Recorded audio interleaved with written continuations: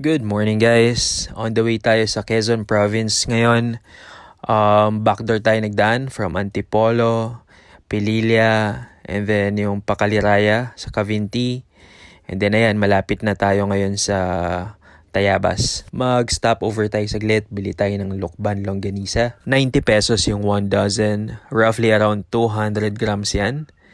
And then dito tayo lagi bumibili kay Shena's Pasalubong. Sa bayan na to ng Tayabas, sa harap mismo ng 7-Eleven. Marami na kaming ibang nabilhan ng Lokban Longganisa, pero sila yung pinakamura so far. And yung quality nila, super highly recommended. From here, around 10 to 15 minutes drive na lang papunta dun sa amin. Daan tayo dito sa may Tayabas Bypass Road. Then, liko tayo dito sa may Tayabas Sariaya Road. And yes, andito na tayo. Mag-show lang tayong support kay Tito na tatakbo ng Kagawad. And yan, after a while, di na rin kami nagtagal.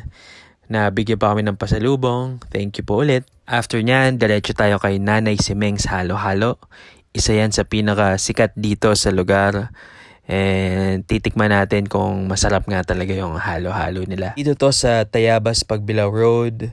Around 10 minutes drive lang to galing sa Tayabas proper. And habang naghihintay nga tayo sa order natin, napagbilhan tayo nitong espasol. Yung espasol nila dito, bite size. So, parang mas madali siyang kainin at hindi nakakaumay. At habang wala pa nga yung in-order natin, picture muna dito sa harap.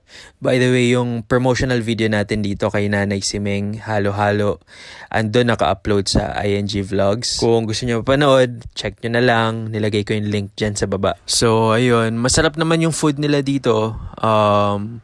The best talaga yung halo-halo. And yung pansit lokban nila, yun, masarap talaga siya. And ayan, after kumain, umuwi na din kami agad. Daan lang tayo sa 7-Eleven, kuha tayong kape. Mahaba-habang biyahe ito, kaya importante gising na gising tayo. Buti na lang talaga meron akong cup holder dito sa armrest ko. Malaking bagay siya kasi kahit habang nagde-drive, abot na abot ko siya. Tapos adjustable pa yan, pwede mo siyang ilipat sa likod or pwede mo siyang iusog pag gilid. Imagine, around 70 pesos lang to sa Shopee. Naka-sale yan, guys. Magagamit nyo yan ng husto for sure kasi may storage box na yan.